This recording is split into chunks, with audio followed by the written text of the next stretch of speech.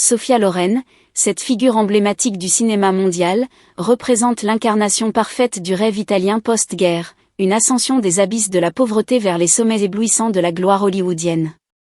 Née dans les conditions les plus précaires de l'Italie ravagée par la Seconde Guerre mondiale, elle s'est épanouie pour devenir l'une des actrices les plus belles, les plus talentueuses et les plus durables que l'histoire du 7e art ait jamais connue. Sa carrière, qui s'étend sur plus de 7 décennies, précisément plus de 70 ans si l'on compte ses premiers pas en 1950 jusqu'à ses apparitions récentes en 2020, est jalonnée d'une filmographie incroyablement diversifiée.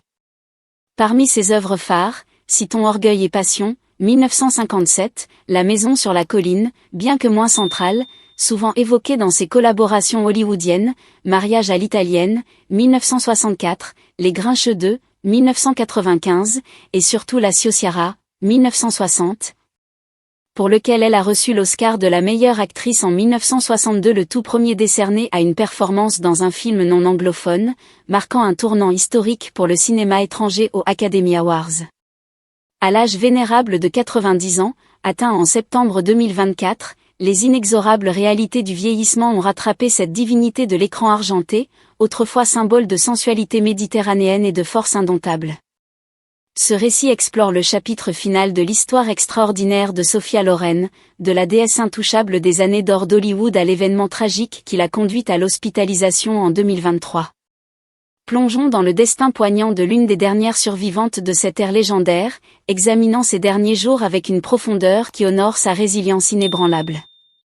La vie de Sophia Loren a toujours été une alternance vertigineuse de sommets triomphaux et de creux abyssaux, dès le jour même de sa naissance.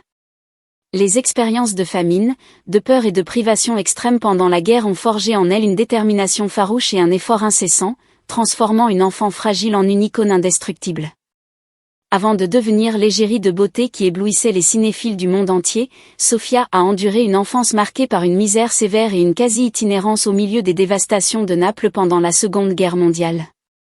Née Sofia Villani Cicolone le 20 septembre 1934 dans une salle de charité romaine aux conditions sordides et insalubres, un hôpital public pour les indigents où les murs suintaient l'humidité et les cris des nouveau-nés se mêlaient à ceux des malades, elle était l'enfant illégitime d'une famille déjà en grande difficulté financière.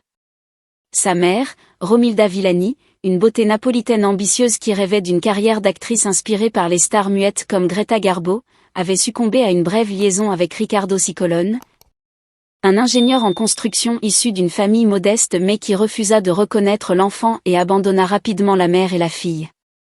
Les premières années de Sophia furent imprégnées d'une pauvreté écrasante, exacerbée par les horreurs de la guerre qui transformèrent l'Italie en un champ de ruines.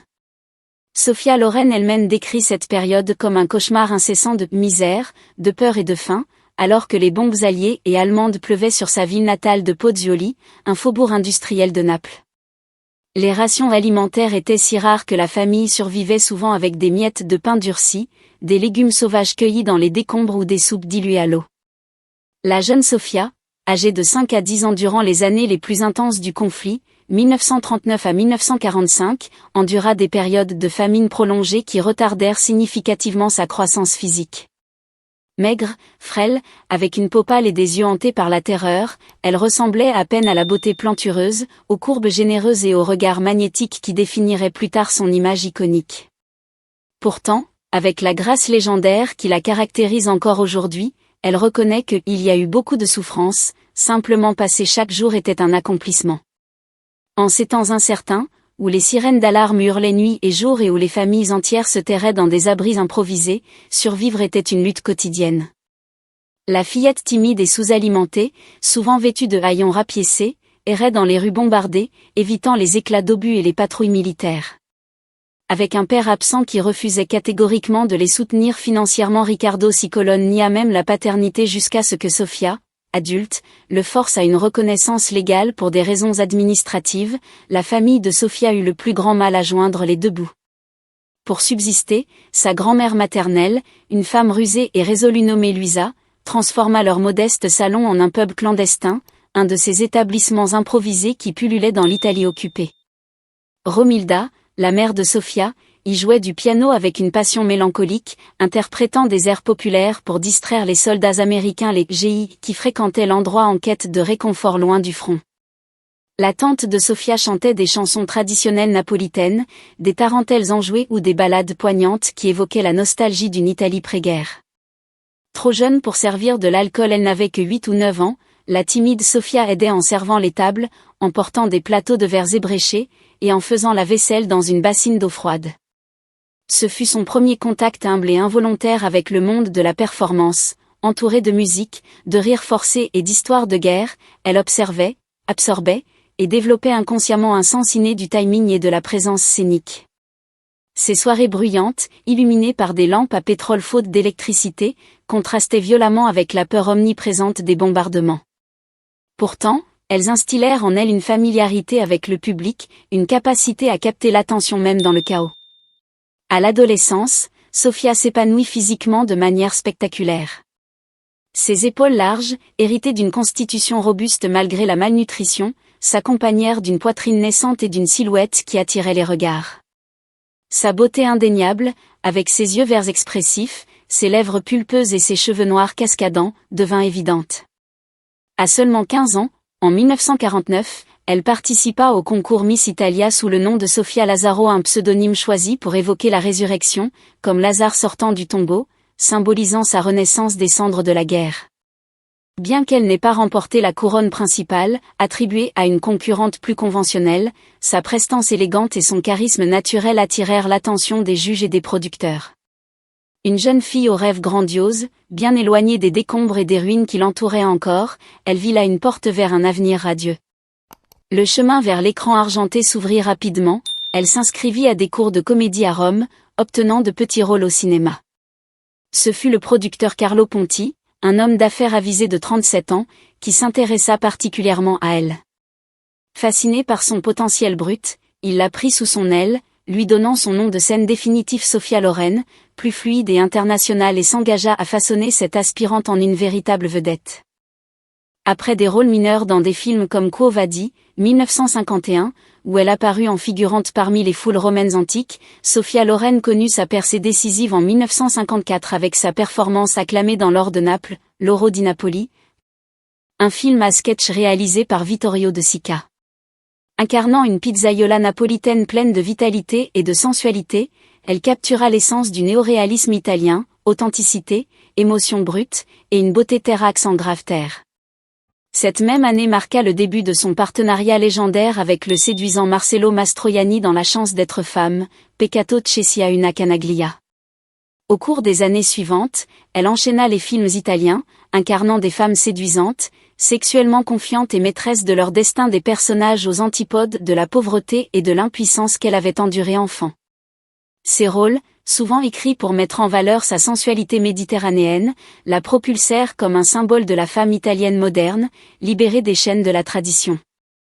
En 1957, Loren gagnait du terrain à Hollywood, apparaissant aux côtés de grandes stars comme Cary Grant dans Orgueil et Passion, Frank Sinatra dans divers projets, et John Wayne.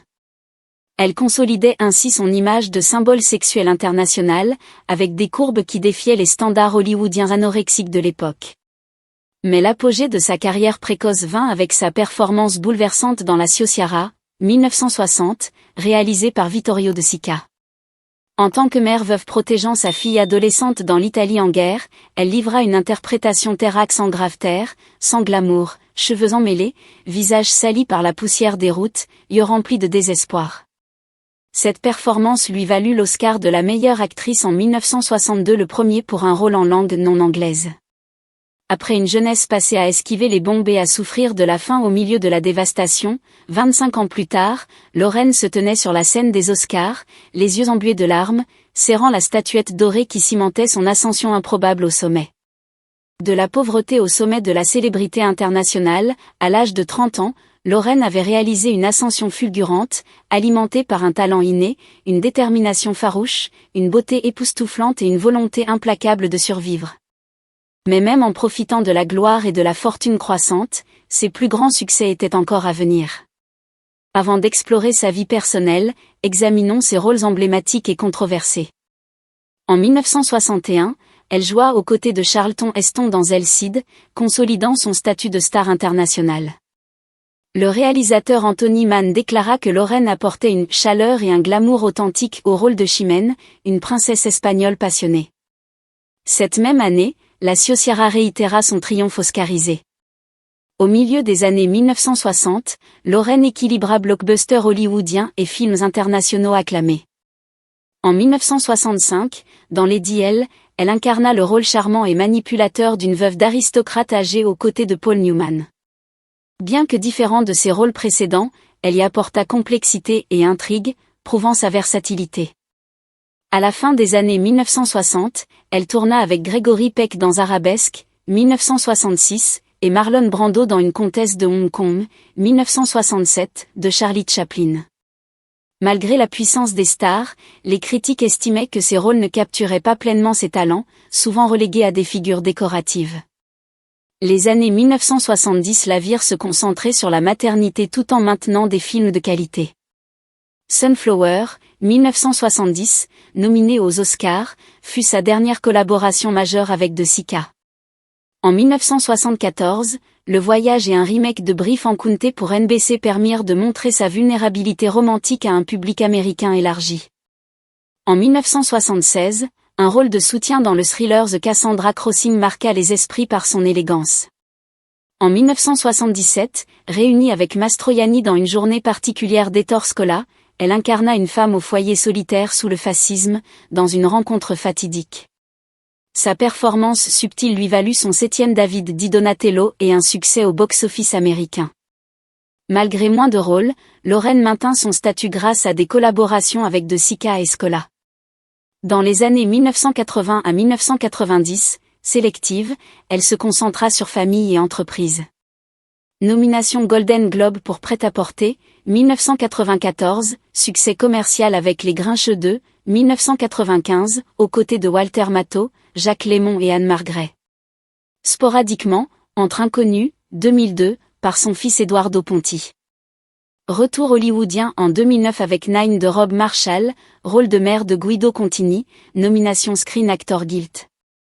À près de 90 ans, aucun signe de ralentissement, en 2020, La vie devant soi, réalisée par Eduardo, en survivante de l'Holocauste s'occupant d'un garçon immigré, critiques élogieuses pour sa carrière de 6 décennies. Du néoréalisme italien au blockbuster, drames intimes, peu rivalise avec sa polyvalence, longévité, impact culturel. Lorraine, grande star de l'âge d'or, héritage comme sex-symbole et actrice talentueuse. Sa vie personnelle, sujet d'intérêt public, fut marquée par des romances tumultueuses. La prolifique carrière la fit légende italienne et hollywoodienne, mais ses amours scandaleuses laissent sans voix. Rencontre avec Carlo Ponti en 1950, début d'un conte de faits réels. Malgré 22 ans d'écart, l'adolescente Sofia fut attirée par le producteur de 37 ans. Carlo lui donna ancrage et stabilité amid sa montée. Mais obstacle, divorce illégal en Italie, Ponti marié à Giuliana. Mariage par procuration Mexique 1957, accusation bigamie, annulation 1962. Citoyen français 1965, mariage légal 1966 après divorce. Presse italienne, briseuse de ménage. Année 1970, saisie bien pour fraude fiscale montée, exil temporaire. Sofia resta fidèle, équipe solide. 2 fils, Carlo Junior, 1968, Eduardo, 1973. Dévastée par mort Ponti 2007 après 50 ans. Elle s'étonne encore de sa vie. Amitié, cuisine italienne avec Omar Sharif sur la chute de l'Empire romain, inséparable de Mastroianni, 12 films. Charme de Cary Grant en 1957, poursuite, mais loyauté à Ponti. Grant accepta avec grâce. Liaison 1962 Peter Sellers, amical fin, mais il resta épris. Sofia, permis amour à l'écran sans perdre cœur, grande seule exception. Moins affectueux, Brando irrespectueux de Chaplin, dynamique compliquée Peck. Humanitaire, cause réfugiés, enfants, stabilité pour Phil. Lutte, condamnation fraude 1982, 18 jours prison, acquitté.